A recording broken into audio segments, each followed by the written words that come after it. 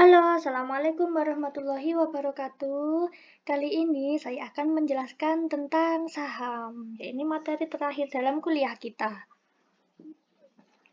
Nah, apa sih sebenarnya saham itu? Saham itu lembaran kertas.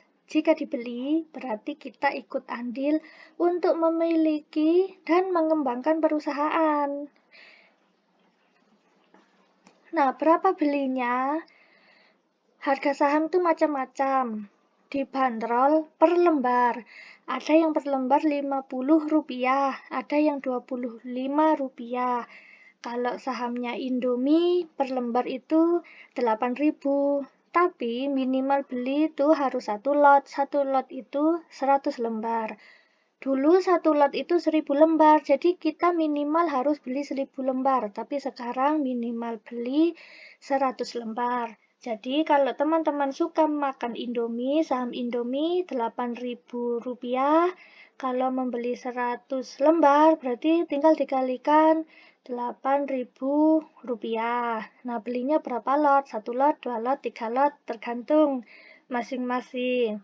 Nah, di masa datang rencananya, tapi ini masih belum terrealisasi, itu 1 lot itu 10 lembar.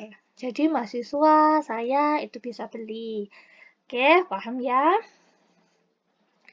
Nah, pasar saham itu dibuka pukul 9 pagi, tutupnya pukul 4 sore. Itu untuk Indonesia. Kalau untuk luar negeri menyesuaikan jamnya. Jamnya di sana itu juga sama, jam 9 sampai 4 sore. Hanya saja misalkan kita beli saham milik Eropa, berarti kita harus tengah malam untuk menunggu pasar mereka buka. Nah, perbedaan jual beli ini yang perlu diketahui. Saham itu ada trading dan investasi. Nah, kalau trading berarti kita menjual saham dan membeli saham. Beli ketika murah dan dijual ketika mahal. Nah, setidaknya kita butuh waktu 6 jam per hari. 6-8 jam per hari mantengin aplikasi saham. Sedangkan kalau investasi, misalkan beli saham Indomie 1 lot, lalu dibiarkan setahun, 2 tahun, 3 tahun. Nah, akan mendapatkan dividen. Dividen itu laba per tahun. Berapa banyaknya? Tergantung beli sahamnya. Terkadang ketika kita beli saham hanya 100 lembar, 1 lot, itu per tahun hanya kebagian 14.000. Jadi, semakin kepingin kaya, maka harus semakin banyak beli sahamnya. Nah, jika perusahaan tidak membagi dividen, berarti saham tersebut tidak bisa untuk investasi. Nah, ini adalah pemilik Coca-Cola. Teman-teman pasti tahu kan, pemilik Coca-Cola. Sebenarnya pemilik Coca-Cola ini membeli saham sedikit demi sedikit hingga sahamnya semua terbeli. Sehingga membutuhkan waktu yang lama. Namun orang-orang itu sudah tidak sabaran, ingin cepat kaya, sehingga tidak banyak yang mencontoh langkah beliau ini. Nah, kalau bosnya Facebook ini dulu pernah konflik dengan Donald Trump, akhirnya disuruh milih salah satu. Mau jadi pemegang saham yang jadi komisarisnya atau mau jadi direkturnya. Nah, harus disuruh pilih salah satu. Setelah dia memilih menjadi komisaris, ya sudah jadi komisaris saja, tidak ikut di Facebooknya. Maksudnya tidak ikut ublak-ublak, apa ya bahasa Indonesianya, pokoknya gitulah. Nah, jatuh bangun saham ini pasti akan dialami oleh teman-teman. Semakin banyak modal, maka akan semakin besar pula laba yang didapat. Ini saya beri garis kuning. Karena tidak semudah apa yang kita bayangkan untuk mendapatkan uang. Segala sesuatunya pasti harus usaha. Nah, dan saya beri garis kuning yang paling bawah, jika modal kita itu hanya 500.000 per tahun, kita hanya mendapatkan 14.000. Tapi kalau kita ingin trading, jual beli saham, jual beli, setidaknya ketika modal kita memang kecil, kita dapatnya ya maksimal 200.000. Kecuali kalau modal kita itu 100 juta. Trading saham, jual beli, setiap hari mantengin HP, 2 bulan sudah bisa balik 66 juta. Banyak ya, 66 juta, tapi modalnya berapa dulu? 100 juta. Nah, bisa dibayangkan kan berapa banyaknya modal agar kita itu kaya. Nah, jika harga turun, ini adalah resiko, sehingga tunggulah sampai naik beberapa bulan atau beberapa tahun kemudian. Jadi jangan gampang frustasi ketika kalian membeli saham.